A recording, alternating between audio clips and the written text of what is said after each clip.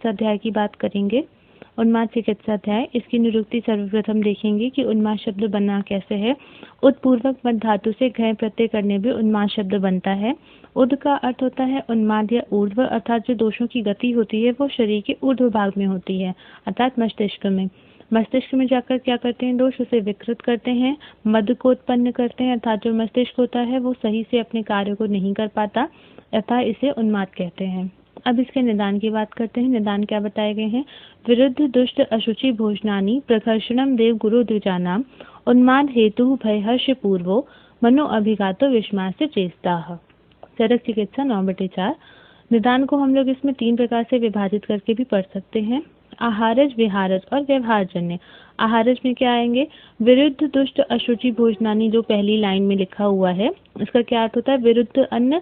विरुद्ध अन्न जो चरक के द्वारा, आचार्य चरक के द्वारा बताए गए हैं 18 प्रकार के, उनका सेवन करना। दूषित अन्न का सेवन करना। अशुचि अर्थात अपवित्र भोजन का सेवन करना, इसके कारण उन्माद रोग उत्पन्न हो सकता है। अब विहारज निदान की बात करते हैं। विहारज निदान क्या है, विषमास चेष्टा, अर्थात विषम चेष्टा करना। व्यवहारजन्य देखते हैं। व्यवहारजन्य में क्या बताया गया है, देवता, गुरु, द्विज अर्थात जो ब्राह्मण होते हैं, श्रेष्ठ जन होते हैं, यदि उनका अपमान किया जाए उसके कारण भी उन्माद रोग की उत्पत्ति हो सकती है। अधिक भय या हर्ष के कारण मन के अभिघात होने से, अर्थात यदि किसी को बहुत ज़्यादा भय है या कोई बहुत ज़्यादा खुश हो गया है उसकी वजह से भी उन्माद रोग की उत्पत्ति होती है। इस बारे में बात करते हैं। तह अल्प सत्व से मलाह प्रदुष्टा बुद्धे निवासम हृदय प्रदुष्य श्रोतान से अधिष्ठाय मनोवहानी प्रमोह अंत्याशु नरस्य चेता। चरक चिकित्सा 9/5। अब इसके मीनिंग के बारे में बात करते हैं। जो व्यक्ति होते हैं जिनका मन पहले से ही दुर्बल होता है, यदि उनके द्वारा निदान का सेवन किया जाता है, जो आहारज, विहारज और व्यवहारजन्य निदान बताए गए हैं, तो जो व्यक्ति का मन होता है वो अत्यधिक दुर्बल हो जाता है। उसके कारण वातादि दोषों की दुष्टि हो जाती है निदान सेवन से, जिसके कारण जो दोष दूषित हुए रहते हैं वो बुद्धि के निवास स्थान हृदय की दुष्टि करते हैं। बुद्धि के निवास स्थान हृदय को बताया गया है चरक सूत्र 30 में। दोषों को, अब जो दोष होते हैं वो मनोवाही स्रोतों में आश्रित होकर मन को दूषित करके उन्माद रोग की उत्पत्ति करते हैं। अब हम आगे देखेंगे उन्माद का सामान्य लक्षण। सामान्य लक्षण क्या बताया गया है, धी विभ्रमा सत्व परिप्लवश्च पर्यामकुला दृष्टि अधिगता च अबद्ध वाकत्वम हृदयम च शून्यम सामान्यम उन्माद गदस्य लिंगम। धी विभ्रमा अर्थात बुद्धि में भ्रम की स्थिति पैदा होना, मतलब बुद्धि भ्रमित हो जाती है, एक जगह पर मन नहीं लगता है। सत्व परिप्लवश्च मन का भ्रमित होना, अर्थात किसी भी एक विषय पर मन का एकाग्र ना होना। पर्यामकुला दृष्टि अधीरता चा, दृष्टि अधीरता चा का अर्थ यही है कि जो नेत्र है वो किसी एक जगह पे केंद्रित नहीं होंगे, मतलब किसी एक वस्तु को। पर्यामकुला दृष्टि अधीरता चा, नेत्र द्वारा अपने विषय को ग्रहण करने में कठिनाई होना। अबद्ध वाकत्वम हृदयम च शून्यम सामान्य उन्माद गदस्य लिंगम। अबद्ध वाकत्वम अर्थात बिना प्रयोजन के ही बोलना, जो व्यक्ति बोलेगा उसको खुद भी नहीं समझ में आएगा कि वो क्या बोल रहा है, बिना किसी प्रयोजन के वो उल जलूल बातें करता रहेगा। हृदयम च शून्यम, हृदय में शून्यता का अनुभव होना। अब देखते हैं उन्माद के भेद। सर्वप्रथम इसके भेद 2 प्रकार से किए गए हैं, निज और आगंतुज। निज का अर्थ आप लोग को पता है कि निज में 2 शब्द हैं, वातज, पित्तज, कफज और सन्निपातज। जो इसमें से वातज, पित्तज और कफज हैं वो साध्य होते हैं, सन्निपातज को असाध्य बताया गया है। आगंतुक जो होता है वो एक प्रकार का बोल सकते हैं हम लोग भूतोन्माद। अब हम वातज उन्माद के बारे में बात करेंगे, उसके हेतु देखते हैं। हेतु सारे वही हैं जो कि वात दोष को प्रकोपित करने वाले हैं। जैसे क्या है, रूक्ष, अल्प और अत्यधिक शीतल भोजन का सेवन करना। अतिविरेक अर्थात अतिविरेक में यहाँ पे दोनों चीजें आएंगी, अतिवमन और अतिविरेचन।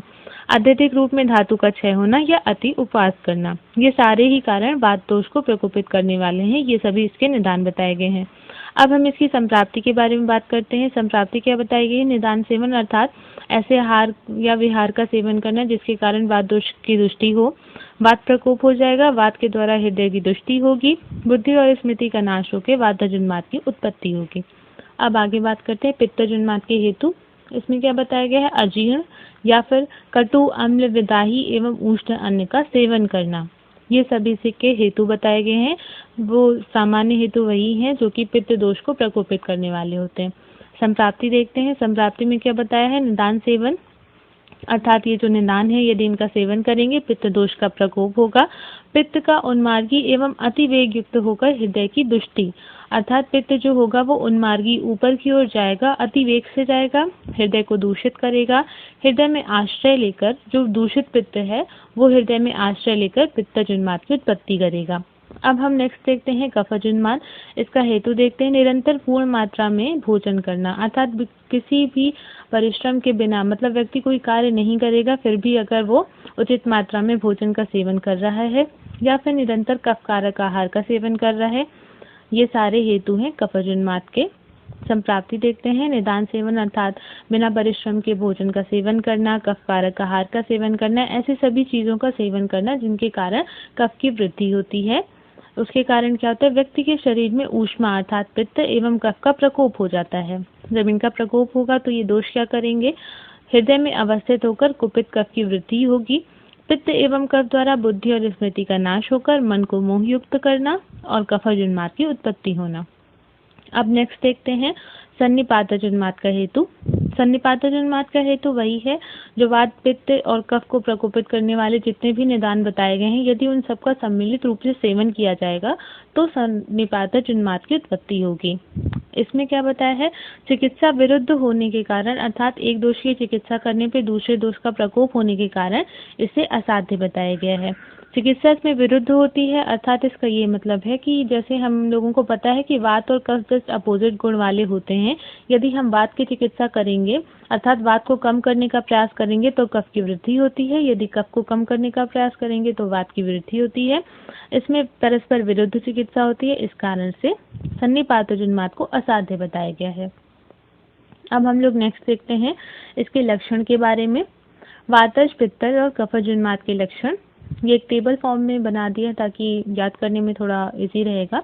वातज उन्माद के लक्षण में क्या बताया है, अस्थान, हसन, नृत्य या गीत, अर्थात उसको अस्थान का अर्थ है जिस मतलब किसी ऐसे स्थान पे जैसे शमशान में है या फिर किसी भी ऐसे स्थान पे जहाँ उसको नहीं हंसना चाहिए वहाँ पे वो हंसते या फिर नाचने लगे, गीत गाने लगे। शरीर का वर्ण कैसा होता है वातज उन्माद में, अरुण वर्ण का। वैसे भी हम लोग वातज में जहाँ भी पढ़ते हैं अरुण वर्ण ही होता है अधिकतर जगहों पे। शरीर कैसा होता है व्यक्ति का, परुष और कृश हो जाता है। वात का लक्षण भी है परुष अर्थात खरता थोड़ी सी होती है वात में और व्यक्ति जो होता है वो कृश हो जाता है। भोजन के पच जाने पर लक्षणों का तीव्र होना, जीर्णे बलम, अर्थात जब भोजन पच जाएगा तो जो वातज उन्माद के लक्षण हैं वो अत्यधिक उग्र रूप में दिखाई देंगे। पित्तज उन्माद के लक्षण की बात करते हैं। पित्तज उन्माद में क्या बताया गया, अमर्ष अर्थात असहनशीलता, व्यक्ति में सहनशीलता का बिल्कुल भी अभाव होना। यदि उसे कोई भी कुछ भी अगर बोल दे थोड़ा सा भी तो वो अत्यधिक क्रोधित हो जाए, उन्हें उल्टा सीधा बोलने लगे या फिर उन्हें डराए धमकाए, इस तरह से। नेक्स्ट है संतर्जन, दूसरों को डराना। संरंभ, नेत्रों में लालिमा होना। अभिद्रवण अर्थात दौड़ते हुए चलना। शरीर का उष्ण रहना, शरीर कैसा हो रहा है इसमें, पित्तज उन्माद में पीत वर्ण का। पित्त का वर्ण भी पीत ही होता है, इस कारण से पित्तज उन्माद में पीत वर्ण बताया गया है। अब देखते हैं कफज उन्माद। अब कफज उन्माद के लक्षणों के बारे में बात करते हैं। कफज उन्माद के लक्षण क्या क्या हैं, कम बोलना अर्थात व्यक्ति को बोलना अधिक नहीं पसंद होगा। अल्प चेष्टाएं करना, उसकी चेष्टाएं कम हो जाएंगी। भोजन में अरुचि होगी। अति निद्रा होगा अर्थात क्योंकि कफ है तो उसको नींद अत्यधिक आएगी, इस कारण से अति निद्रा। वमन होगा उसे, लालश्राव होगा। नख, नेत्र, जिह्वा और शरीर का श्वेत वर्ण का होना, कफ का वर्ण श्वेत होता है इसलिए यहाँ पे नख, नेत्र, जिह्वा, शरीर का वर्ण श्वेत हो जाता है। भोजन करने के बाद उन्माद का वेग बढ़ना, अर्थात भोजन करने के बाद यहाँ पे उन्माद का वेग बढ़ जा रहा है। वातज में क्या बताया गया था, भोजन के पच जाने पर लक्षणों का तीव्र होना। इसको आप इस तरह से भी याद रख सकते हैं। अष्टांग हृदय में एक श्लोक बताया गया है, वयो अहोरात्रि भुक्ता नाम ते अंत मध्य आदि का क्रमात्, अर्थात इसमें ये बताया गया है कि वय, अहोरात्रि और भुक्ता नाम, वय अर्थात आयु की अवस्था जो होती है, अहो अर्थात दिन, रात्रि और भुक्त अर्थात भोजन करने पे, आदि अंत मध्य आदि का क्रमात्, अर्थात उसमें क्रम से बताया गया है। मध्य आदि का क्रमात् अंत में, मध्य में और आदि में अर्थात शुरू में क्रम से वात, पित्त और कफ की वृद्धि होती है। इस तरह से इसको रिलेट करके याद किया जा सकता है। सन्निपातज उन्माद के लक्षण देखते हैं। इसमें तीनों दोष के सम्मिलित लक्षण मिलते हैं। आगंतुक उन्माद के निदान की बात करते हैं। इसमें क्या बताया है? देवता, ऋषि, गंधर्व, पिशाच इन सब ग्रहों का अपमान करने से, अनुचित रूप से नियम, व्रत, पूजा, तप आदि के करने से, पूर्व देह से किए गए अनुचित कर्मों के कारण भी जो व्यक्ति को आगंतुक उन्माद हो सकता है या होता ही है।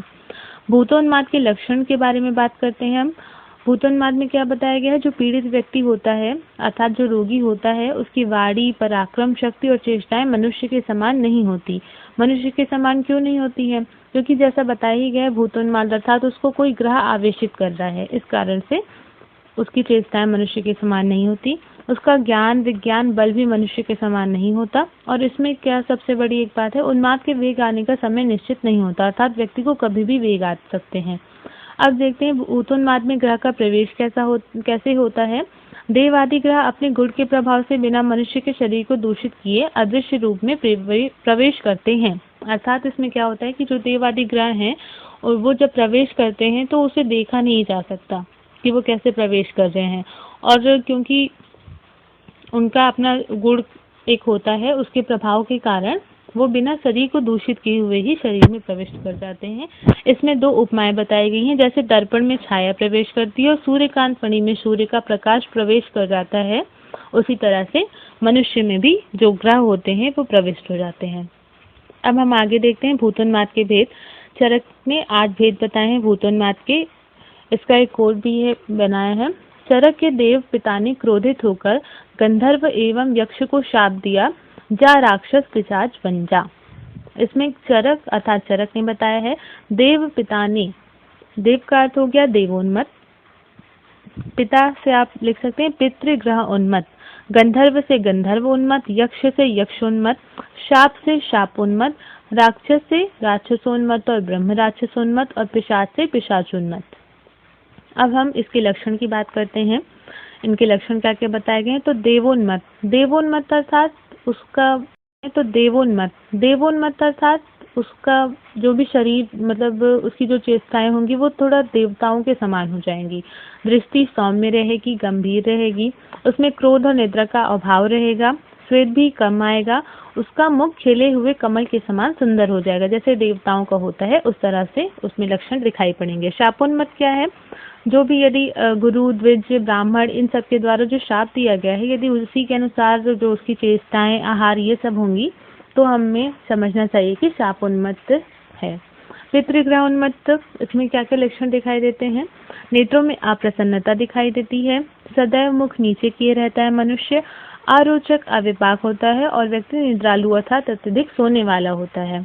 अब गंधर्वोन्मत, गंधर्व से हम लोग थोड़ा इसको रिलेट करके याद कर सकते हैं। जो गंधर्व होते हैं उनको गाने बजाने में, नृत्य करने में, अपने आप को सुंदर सुंदर आभूषणों से ढके रहने में, इन सारी चीज़ों में बहुत रुचि होती है। वही सारे लक्षण इसमें बताए भी गए हैं। नृत्य, गीत, खान पान, स्नान, माला, धूप आदि में रुचि रखने वाला, रक्त वस्त्र को धारण करने वाला, कथा वार्ता में अधिक रुचि रखने वाला और उसके शरीर से सुंदर गंध निकलती है। अब हम लोग राक्षसोन्मत की बात करते हैं। उसे निद्रा नहीं आती है, अन्नपान में भी अरुचि होती है, भोजन ना करने पे भी वो हमेशा बलवान रहता है और क्या होता है, रक्त, मांस, लाल फूलों की माला की इच्छा रखने वाला होता है और क्योंकि राक्षसोन्मत है दूसरे व्यक्तियों को डराने वाला होता है। अब नेक्स्ट देखते हैं यक्षोन्मत। यक्षोन्मत वाले व्यक्ति अगर मतलब यक्षोन्मत से ग्रह से ग्रसित है तो उसके लक्षण क्या क्या होंगे? बार बार सोना या रोना, हंसना, नाचना, ये सारे लक्षण होंगे। अनेक प्रकार की कथाओं को कहने वाला होता है, उसके नेत्र लाल और जल से पूरित रहते हैं, अपनी गुप्त बातों को भी अर्थात जो बातें उसे नहीं बतानी चाहिए लोगों के सामने वह भी वो बोल देता है। ब्रह्म राक्षसोन्मत के लक्षण देखेंगे। इसमें क्या होता है? हंसी मजाक और नृत्य करने वाला, देवता, ब्राह्मण, वैद्य द्वेषी अर्थात इनसे वो द्वेष करता है, इन्हें पसंद नहीं करता, उनका तिरस्कार करता है और क्या करता है? काष्ठ, शस्त्र आदि से अपने शरीर पे चोट करने वाला अर्थात अपने आप को पीड़ा पहुंचाता रहता है। ब्रह्म राक्षसोन्मत। पिशाचोन्मत, पिशाच से हम लोग इसको भी थोड़ा रिलेट करके याद कर सकते हैं कि जो पिशाच होते हैं वो हमेशा इधर उधर टहलते रहते हैं, एक जगह पे कहीं स्थिर नहीं रहते, वैसे ही लक्षण होते हैं इसमें। मन का जो व्यक्ति होगा उसका मन अत्यधिक चंचल होगा, असंबद्ध प्रलाप करेगा अर्थात बिना किसी बात के किसी से भी कुछ भी उल्टा सीधा बोलता रहेगा। उसका स्वर कैसा रहेगा? टूटा और रूक्ष, और वो एक निश्चित स्थान पर नहीं रहेगा। अब हम लोग आगे देखते हैं इनका जो ये ग्रह 8 ग्रह बताए गए हैं, इनका आवेश काल और आवेश योग्य पुरुष अर्थात ये कब प्रवेश करते हैं मनुष्यों में और किन मनुष्यों में प्रवेश करते हैं, अब ये देखते हैं हम लोग। अब हम देवादि ग्रहों का आवेश काल और आवेश योग्य पुरुष के बारे में बात करेंगे। देव ग्रह का आवेश काल क्या बताया गया है? शुक्ल पक्ष की प्रतिपदा या त्रयोदशी को। कौन से पुरुषों में, कैसे पुरुषों में ये प्रवेश करते हैं? तो जो तपस्या, स्वाध्याय अगर ये सब अविधि से करते हैं तो उन मनुष्यों में देवग्रह प्रविष्ट हो जाते हैं। ऋषि ग्रह षष्ठी और नवमी को आवेश काल है इनका, अर्थात इन तिथियों में ये प्रवेश करते हैं। किन पुरुषों में करते हैं? एकांत में रहने वाले या वेद काव्य में कुशल रहने वाले जो मनुष्य होते हैं, अगर उनसे कोई हल्की सी भी त्रुटि हो जाती है तो फिर ऋषि ग्रह उन्हें आवेशित कर लेते हैं अर्थात उसमें प्रविष्ट हो जाते हैं। पितृग्रह दशमी और अमावस्या को। माता और कौन से पुरुषों में ये प्रविष्ट होते हैं?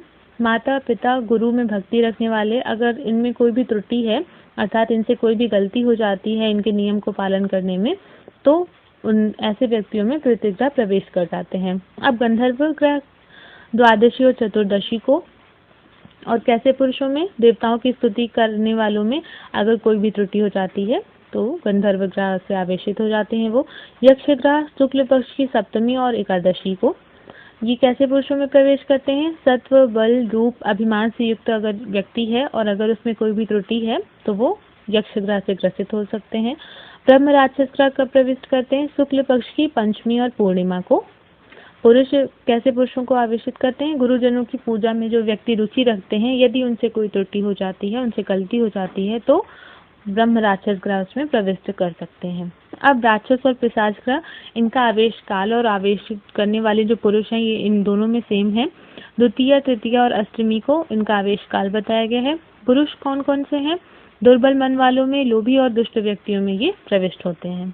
अब इसकी हम लोग असाध्य अवस्था देखते हैं अर्थात कौन कौन से ऐसे कारण हैं या कौन कौन से ऐसे कंडीशंस है जहाँ पे भूतोन्माद असाध्य होता है। तो यदि जो रोगी है वो अपने हाथों को ऊपर उठाकर स्वयं को या दूसरों को मारता हो तो असाध्य बताया गया है। यदि उसके नेत्र अश्रुपूर्ण हो, जिह्वा कट गई हो तो भी जो भूतोन्माद है वो असाध्य होगा व्यक्ति में। बोलते समय उसकी वाणी रुकती हो, अव्यक्त बोलता हो, उसके शरीर का वर्ण विकृत हो गया हो या वो प्यास से पीड़ित हो, तो ऐसे व्यक्तियों में भी जो भूतोन्माद होगा वो असाध्य होगा। यदि हिंसा की इच्छा से आवृत्त किया हो किसी भी ग्रह ने तो वो भी असाध्य होगा। रति और अर्चना की कामना से यदि किसी ग्रह ने आवृत्त किया हो तो रति और अर्चना के अनुरूप हम लोग उपहार, बलि, मंत्र इन सब का प्रयोग कराते हैं तो वो साध्य होता है। अब आगे देखते हैं चिकित्सा के बारे में बात करते हैं। चिकित्सा क्या बताई है? उन्मादे वातजे पूर्वम स्नेह पानम विशेषवित कुर्यात आवृत मार्गे तु सा स्नेहम विदु शोधनम। अर्थात उन्मादे वातजे पूर्वम स्नेह पानम विशेषवित कुर्यात आवृत मार्गे तु सा स्नेहम विदु शोधनम। अर्थात उन्मादे वातजे पूर्वम स्नेह पानम विशेषवित, अर्थात वातज उन्माद में सर्वप्रथम स्नेह पान का विधान बताया गया है। कुर्यात आवृत मार्गे तु सा स्नेहम मृदु शोधनम, अर्थात यदि वात का मार्ग कफ और पित्त के द्वारा आवृत हो गया हो तो उसमें हम क्या करते हैं? स्नेह युक्त मृदु शोधन का प्रयोग कराते हैं। पित्तज उन्माद में क्या करते हैं? स्नेहन स्वेदन के पश्चात विरेचन का प्रयोग कराते हैं। विरेचन पित्त को निकालने के लिए सर्वश्रेष्ठ चिकित्सा है संशोधन की, अतः विरेचन का प्रयोग कराते हैं। कफज उन्माद में भी स्नेहन स्वेदन कराने के पश्चात हम लोग वमन का प्रयोग कराते हैं क्योंकि कफ को निकालने के लिए वमन श्रेष्ठ होता है। इसके बाद क्या करते हैं? जब हम वमन विरेचन करा लेते हैं, जब व्यक्ति के अंदर बल फिर से आ जाता है अर्थात जब वो संसर्जन क्रम को फॉलो कर लेता है, उससे बल और अग्नि की वृद्धि हो जाती है, उसके बाद हम लोग उसे क्रम से निरूह बस्ती, अन्वासन बस्ती और शिर विरेचन अर्थात इसमें हम लोग पंचकर्म कराते हैं उन्माद में। इसका लाभ क्या होता है? हृदय, इंद्रिय, सिर और कोष्ठ की शुद्धि होती है, मन की प्रसन्नता, स्मरण शक्ति और ज्ञान की प्राप्ति होती है। अतः इसलिए इसमें हम लोग उन्माद में पंचकर्म कराते हैं। अब इसका चिकित्सा सिद्धांत देखते हैं कि चिकित्सा में हम लोग इसमें क्या क्या चीजें प्रयोग कराते हैं। स्नेहन, स्वेदन, वमन, विरेचन, आस्थापन, अनुवासन, नस्य प्रयोग, अब हम लोग नस्य प्रयोग की बात करेंगे। नस्य प्रयोग में कैसे करते हैं?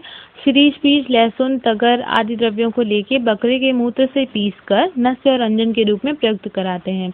नस्य भी हम लोग दो तरह से इसमें दे सकते हैं। एक अवपीड नस्य होता है, एक प्रधमन नस्य होता है। अवपीड क्या होता है कि इन सब द्रव्यों के स्वरस को लेकर हम लोग जो व्यक्ति है उसके नाक में डाल दें। प्रधमन नस्य क्या होता है? इसमें इन द्रव्यों का चूर्ण लेकर उसको एक नलिका से फूंक कर नासा में पहुंचाया जाता है। अब क्या करते हैं? नेक्स्ट क्या बताया है? धूमपान। श्वेता आदि द्रव्य जो है उसमें हिंगू मिला के उसकी धूमवर्ती बनाते हैं, व्यक्ति को धूमपान कराते हैं। उद्वेगजनक कार्य अर्थात जिससे उसके मन में क्षोभ उत्पन्न हो वो सारे कार्य कराते हैं। तर्जन, त्रासन, दान, हर्षण, सांत्वना, भय, ये सभी इसमें हम लोग उपयोग कराते हैं। संज्ञा प्रबोधन द्रव्यों का प्रयोग भी कराते हैं। संज्ञा प्रबोधन अर्थात जिससे उनकी संज्ञा वापस आ जाए, अर्थात संज्ञा को वो लोग उत्तेजित करें। संज्ञा प्रबोधन द्रव्यों का भी प्रयोग कराते हैं। उनका प्रयोग कैसे करते हैं? प्रदेह के रूप में, उत्सादन के रूप में, अभ्यंग, धूमपान, घृतपान आदि के रूप में हम लोग संज्ञा प्रबोधन द्रव्यों का प्रयोग कराते हैं। अब देखते हैं आगंतुक उन्माद की चिकित्सा के बारे में। इसमें क्या क्या विधान है? घृतपान कराते हैं, मंत्र, मणि, बलि, पूजा इन सब का पालन करते हैं, अर्थात ये सारी चीजें उसको धारण कराते हैं, बलि देते हैं। उन्माद नाशक यौगों का प्रयोग कराते हैं। यदि वात और कफजन्य उन्माद है तो उसमें क्या विशेष रूप से क्या चीजें बताई गई हैं? साही, उल्लू, भेड़िया आदि के मूत्र, पित्त, विष्ठा, रोम, नख, त्वचा इन सब से परिषेक, स्नान, अंजन, धूम आदि मतलब ये सारी जो ये हैं, ये जो जीव बताए गए हैं यहाँ पे, इनके मूत्र, पित्त, विष्ठा, रोम, नख, त्वचा इन सबको लेकर इन सब द्रव्यों से परिषेक करवाते हैं, स्नान कराते हैं, अंजन के रूप में इसका प्रयोग करते हैं और धूमपान के रूप में इन सब का प्रयोग कराते हैं। पित्तज उन्माद में क्या बताया गया है? तिक्तक घृत है, जीवनी घृत और मिश्रक स्नेह है, इसका हम लोग प्रयोग पित्तज उन्माद में कराते हैं। तिक्तक घृत कुष्ठ रोगाधिकार, जीवनी घृत वातरक्त और मिश्रक स्नेह गुल्म रोगाधिकार में वर्णित है। पित्तज उन्माद है, इसमें और क्या करते हैं? शीतल, मधुर, मृदु अन्नपान का सेवन कराते हैं व्यक्ति को, क्योंकि ये सब पित्त शामक होते हैं। इसमें हम लोग शिरामोक्षण भी कराते हैं।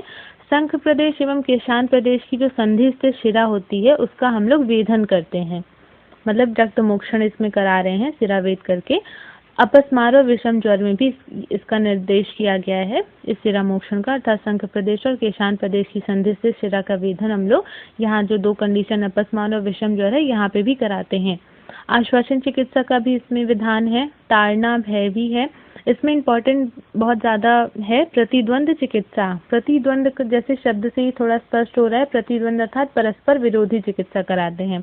तो जो उन्माद है अगर वो काम से उत्पन्न हुआ है तो काम को हम लोग क्रोध से जीतते हैं।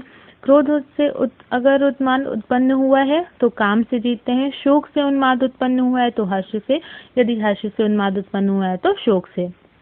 उन्माद में रुद्र पूजा का भी विधान बताया गया है। इसमें हम लोग अपस्मार के समान भी चिकित्सा कर सकते हैं, क्योंकि दूष्य और जो दोष होते हैं वो समान होते हैं उन्माद और अपस्मार में। इसी कारण से उन्माद में हम लोग अपस्मार के समान भी चिकित्सा कर सकते हैं। अब नेक्स्ट क्या है? पुराणकृत और प्रापुराणकृत का प्रयोग। पुराणकृत हम लोग पुराणकृत किसे कहते हैं? जो 10 वर्ष रखा हुआ, मतलब 10 वर्ष पुराना जो घृत होता है, घृत को हम लोग लेके 10 वर्ष तक के लिए रख देंगे तो उसमें उग्र गंध आने लगेगी, उसे हम लोग पुराणकृत कहेंगे। प्रापुराणकृत 10 वर्ष के बाद अर्थात 10 वर्ष से अधिक जो पुराना घृत होगा उसे हम लोग प्रापुराणकृत कहेंगे। इसमें लाक्षरस के समान ये हो जाता है और अत्यधिक शीतल होता है। ये दोनों घृत जो होते हैं वो विरेचन कराने के लिए श्रेष्ठ होते हैं, मेध्य बताए गए हैं, इसलिए हम लोग उन्माद में इनका प्रयोग कराते हैं। जो 100 वर्ष तक रखा गया घृत होता है उसे देखने से, छूने से, नशे से सभी ग्रहों को दूर करता है और ऐसा कोई भी मानसिक रोग नहीं है जो कि इस घृत से दूर ना हो। अर्थात जो 100 वर्ष का पुराना घृत होगा वो जो है सभी प्रकार के मानसिक दोषों को, रोगों को दूर करता है। अब हम लोग नेक्स्ट देखते हैं भूतोन्माद में दैवव्यपाश्रय चिकित्सा। दैवव्यपाश्रय चिकित्सा में क्या क्या चीजें बताई हैं?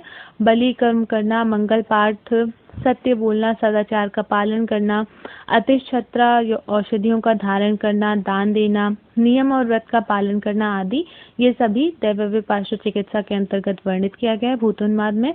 भूतोन्माद में हम लोग ताड़नादि नहीं करते, ताड़नादि कर्म अर्थात व्यक्ति को हम लोग मारते, डराते, धमकाते नहीं हैं। भूतोन्माद में पुराणकृत का पान और मृदुवीर औषधियों का भी प्रयोग कराते हैं। अब हम इसके चिकित्सा योगों की बात करेंगे। उन्माद में कितने योग बताए गए हैं? क्या क्या बताए हैं देखते हैं। हिंगवाद्यकृत है, कल्याणकृत है, महाकल्याणकृत है, महापैशाचिकृत है, लसुनाद्यकृत, द्वितीय लसुनाद्यकृत, अपरकृत, पुराणकृत, सिद्धार्थकादि अगर और सिद्धार्थकादिकृत। अब हम इसका एक कोड है उसके बारे में देखते हैं। लसुन सिद्ध होकर पिशाच का कल्याण करते हैं। लसुन से हो गया आपका लुष्णादिकृत और द्वितीय लक्षणादिकृत दोनों आ जाएंगे इसमें। सिद्ध से हो गया आपका सिद्धार्थकादि अगर, सिद्धार्थकादिकृत। होकर से हो गया हा से हिंगवाद्यकृत, पिशाच से हो गया महापैशाचिकृत और कल्याण से हो गया आपका कल्याणक और महाकल्याणकृत। अब इसमें बताया गया है कि उन्माद कौन से व्यक्तियों को नहीं होता, अर्थात कौन से ऐसे व्यक्ति हैं जिनमें उन्माद नहीं होता है। जो व्यक्ति मांस और मदिरा से निवृत्त रहते हों, हितकर भोजन करते हों।